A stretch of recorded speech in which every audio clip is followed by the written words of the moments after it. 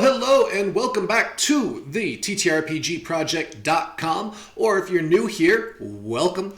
We talk about TTRPGs, in particular the Tarren D100 system, which, just so happens, I'm one of the creators of.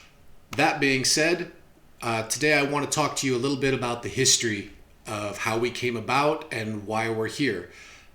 Those of you who are already here, you've probably heard me say this before. For those of you that are new, the goal of the TTRPG project was to develop a vast yet easy system to use of this whole series of game mechanics to run in your game world at home, yet to provide it to be as affordable as possible, which is why we sell the PDF for the core rules currently released in beta for $3 on our website, TheTtrpgProject.com.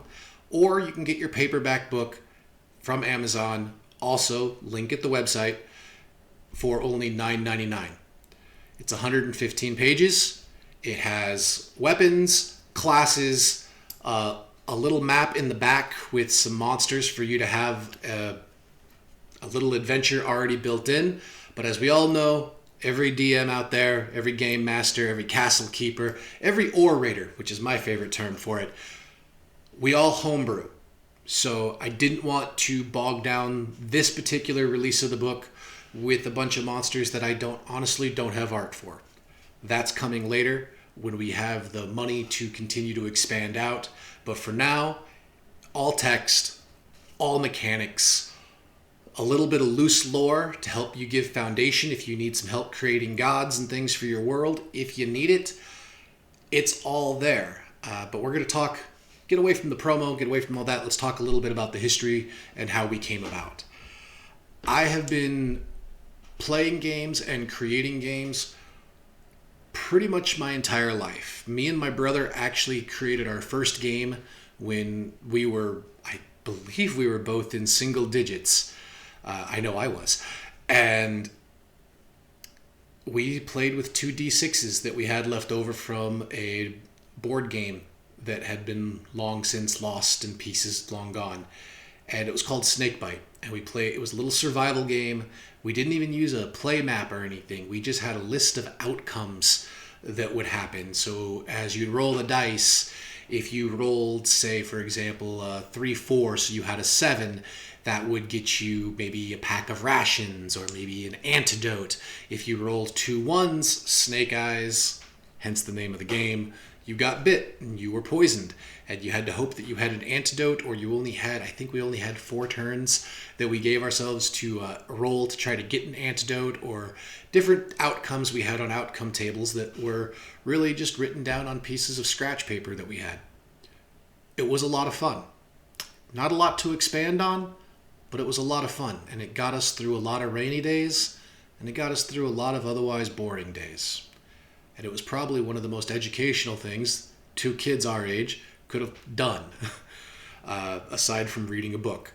That being said, eventually I got older, I advanced, I moved into being a preteen, then eventually a teenager, and I started playing games with other preteens and teenagers, and they mostly back then played, we played a lot of different things, but we didn't play anything officially. Somebody would go over to a cousin's house and get to play D&D, and then they would come back, and through word of mouth, we would sort of make up the rules as we went, largely because we grew up in a community where there wasn't a whole lot of money going around, and there definitely wasn't $50 to $60 going around to buy a book for a game that our parents didn't understand. So we made it up on our own. When I was a teenager, I became my own little local dungeon master for my friends, and we created rules, and we took turns dungeon mastering, but we had notebooks that we passed around to one another so that we wrote our own homebrew rules. Most of our homebrew rules were really just word of mouth rules we heard. Someone, like I said, would go to someone else's house, and maybe their cousin actually had a Pathfinder book. And so they came back and said, hey, there's this really cool thing I did, and I played with my cousin. Or somebody else would go to a friend's house, and that friend had a 3rd edition book, or eventually 3.5, and they would come back and say, hey, there were these cool mechanics and there's this class, and we would write down what we could remember, and we played that way. We played these great big, what we didn't know at the time, but what we would call a sandbox game today, by taking bits and pieces from all these different systems. And we were kids. It didn't necessarily have to make sense. But as I got older and into my later teens, and as an adult, you eventually want to play with the official rules and things of that nature. And the sense of continuity becomes more important to you. So I tried my hand at creating my own systems. But life gets busy. You have to get a job, got to pay your bills, you have a career to chase, all of those things. And so for me, creating games, while it was always a thought in my head and it was always something that those commutes to work that I would think about, and how would I do it, and what would be different, and what would streamline a system, or how would I clean this up, I thought about it a lot. And every now and then I would get invited to play in games with people, and I would run games for people. But I was never happy with the existing systems. I didn't like the differentiation of having multiple different types of actions, and some things being able to do this and some things being able to do that. And I never found a system that I was happy with, that I felt was all that it could be. I felt like some systems were very good. I felt like some were very complicated. And it was always a balance of playing a spreadsheet game where it was way too many things to keep track of and way too detailed, or it would be a game where everything was too loose and didn't feel real and had no consequence. But my game playing had to take a back seat for a little bit, chasing that career. We've all been there. Finding the woman that I wanted to spend the rest of my life with, getting married, all those things took precedence. Eventually, though, I had a career change, and my wife encouraged me. She said, you're always talking about all these characters and you have all these ideas. Why don't you write a book? And so I did. I sat down and I wrote Tarren, Son of Beast and Iron. It was and is my first attempt at a novel. I wrote it. It was an experience. I learned so much that you don't think about that goes into writing. And I'm dyslexic. And so writing was always very difficult for me. When I was younger, it was one of those things that didn't do well for me in school. It didn't help me out. I even honestly, in my teen years, dreaded having to write things down. But this was a great work through for that, and I enjoyed writing it a lot, and I enjoyed expressing those characters and building out that world. But I never wanted to be a novelist. That wasn't my goal. And as I continued to write that book and create the characters and the cities and the towns and the entire continent that the story takes place on, what I wanted more than anything was to play in it. I wanted people to interact with it and for me to be able to delve out and flesh out more details.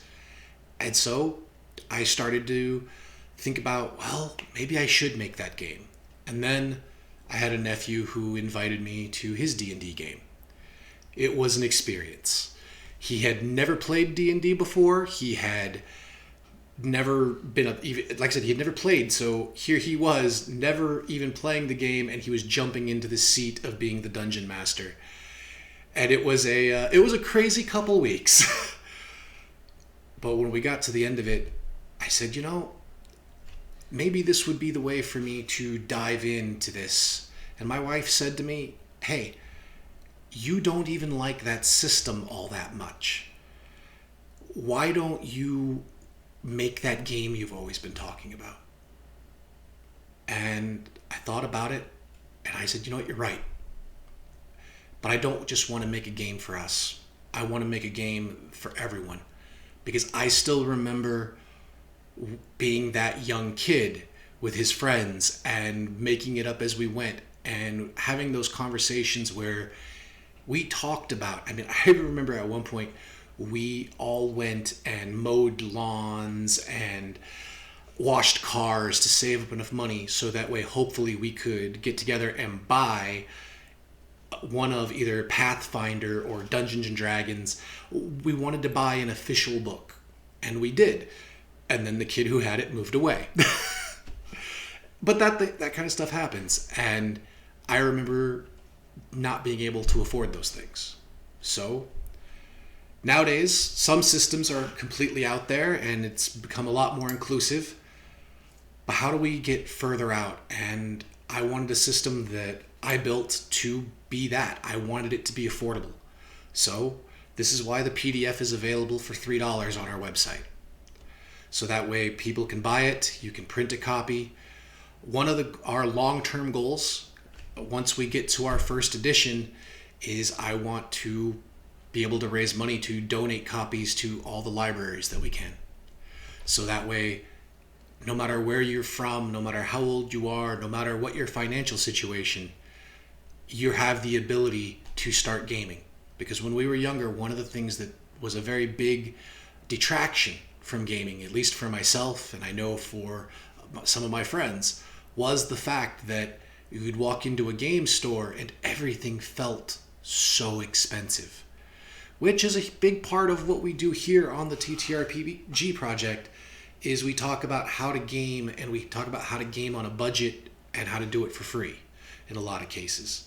Using things like online tools such as Roll20, making tokens that we can do by taking clip art, and using websites like Roll Advantage. I believe Roll20 also has a token maker, but these are things that resources. And so we wrote the book.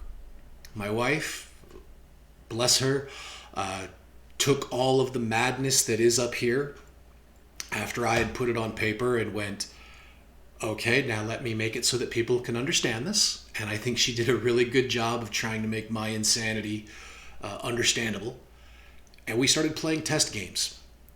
And I got to complete my dream of having a group of players, not playing a story that I had written, but playing in the world that I had created. And it's been a lot of fun. And we are so excited at the fact that from thought to now physical manifestation, we have a book that is available and it's out there so that you can buy it and you can help spread it around and get it out there for people. And maybe it's not for you, but if you like what we're doing here, this could help. If you're tired of the existing systems, if you're tired of being limited to a D20 where every time you give somebody a +1, you're moving the entire dynamic of the game by 5%. If you want something with more flexibility, more openness, and that's intended from day one, I intended these mechanics not to be limited to my game world. These are mechanics that were designed so that you could pick them up and put them in your own world, your own Tarren, your own whatever it might be. That's what I built these rules for. And they're simple, and it's a simplified combat system as well as a simplified item system, so that way you can make whatever you want. The weapon system in the Tarren D100 system was designed not so that you have to worry about, this character wants to use a gladius because they're kind of modeling after a Roman legionnaire, and we have this other character who really wants to have a one-handed saber. But does the book have a gladius? Does the book have a saber? With the Tarren D100 system, you don't have to worry about that. It's a one-handed sword, therefore it's a one-handed sword. And there's a mechanic designed specifically that will cover all one-handed swords. You have a character who wants to play a samurai from the Far East, and they're and they want to have a polearm and they want a naginata. Or but you also have somebody at the table who's like, well, I want to play a knight and I want a halberd. You don't have to worry about trying to find two different mechanic systems. They're both polearms. They both have the same base stats. Everything else is flavor. And that's a big philosophy of the Tarren D100 system. It's designed because everything is flavor. We don't need rules for every little detail. We need rules for the big overarching things that can be reskinned and reused. So that way we always can provide a workable mechanic. Flexibility. true sandbox mechanics. That's what we tried to achieve with the D100 with the D100 system. The Tarren D100 system was intended to give you as much flexibility and freedom as possible to build your world with. Inside it, we also have some templates for rough lore. The lore is actually canon to the Tarren novel series that are coming out. Right now, the Son of Beast and Iron is out there. The lore that's written that we give for help, some of the templates for the gods, are actually canon to that series of books. Daughter of Fire, hopefully going to be coming out soon. And that'll be book 2 in the series. Really looking forward to getting that out. But we're also constantly expanding, and we want to continue this project to expand. The philosophy here is, in fact, how do we keep the hobby of tabletop role-playing as cheap and affordable as possible, so as many people as possible can be involved in this wonderful hobby. Nowadays, people have a lot of options, and money and finances are getting tight for people again, which means, sadly, but at the same time, not so sadly, a lot of people are spending time at home again. More time is going to hopefully be spent with children and friends and family members. And I can't think of a better activity than a tabletop role-playing game where it emphasizes creativity, critical thinking, the ability to do math. I'll tell you now that comic books and trading card games were 2 of the biggest motivations I had as a kid to learn how to read.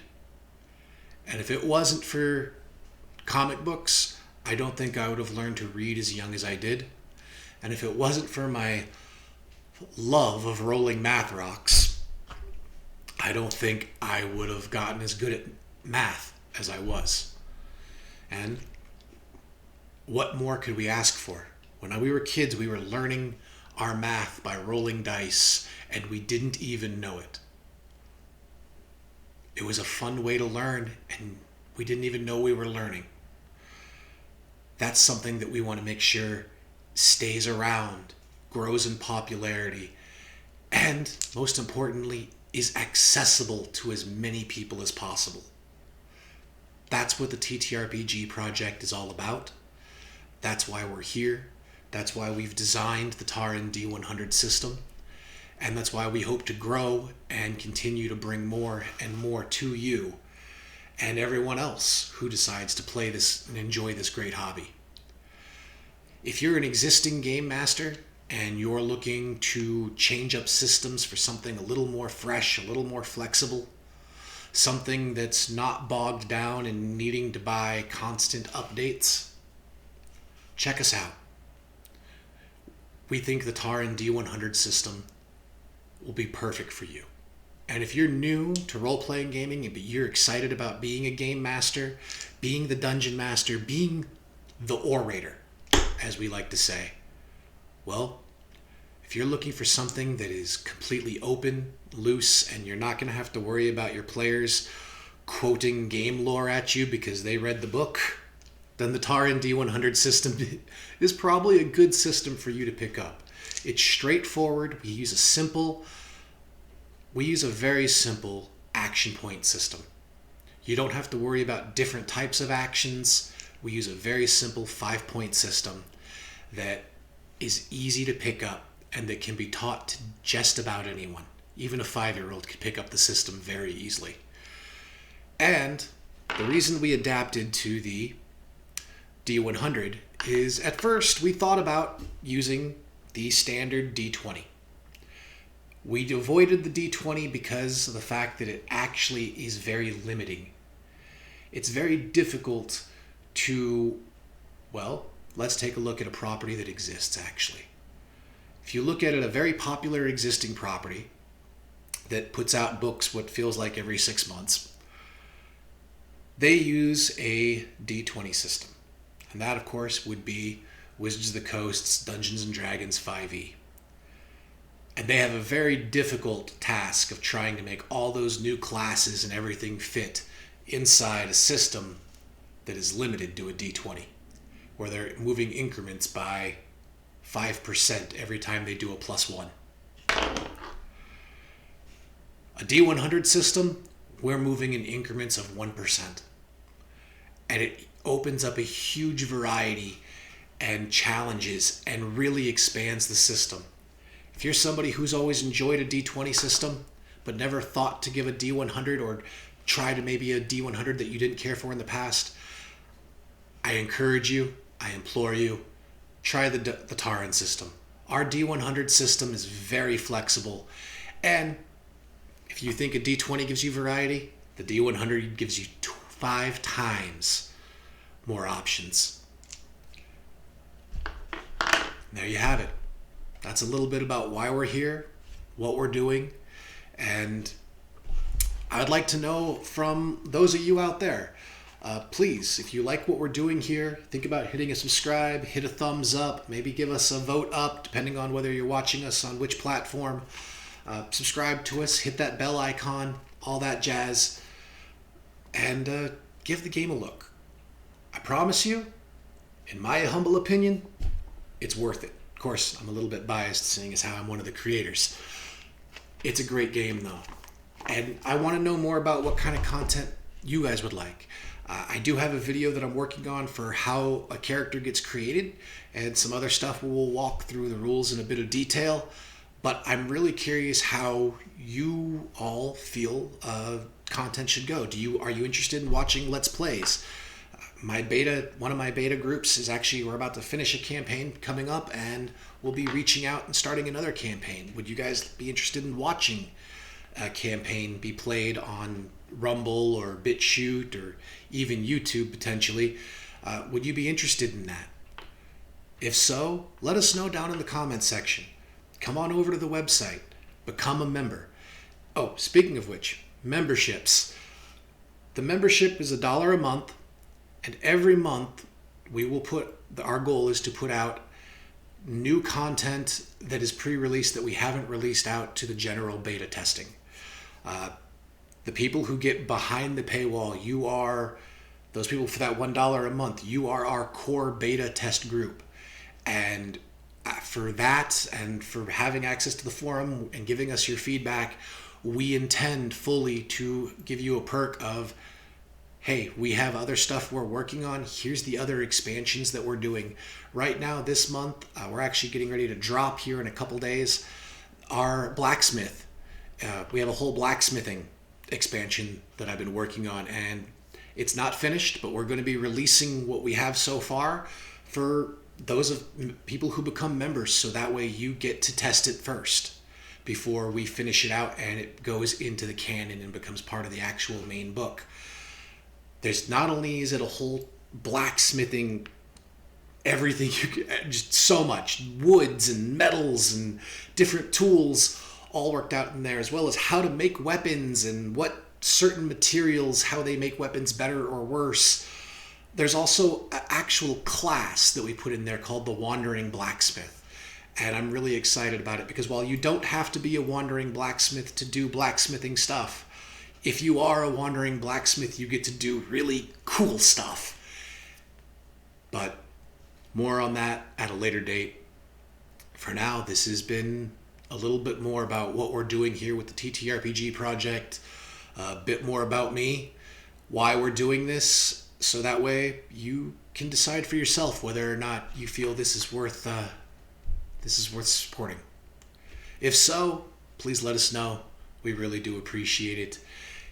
But until next time, I hope that the math rocks roll in your favor.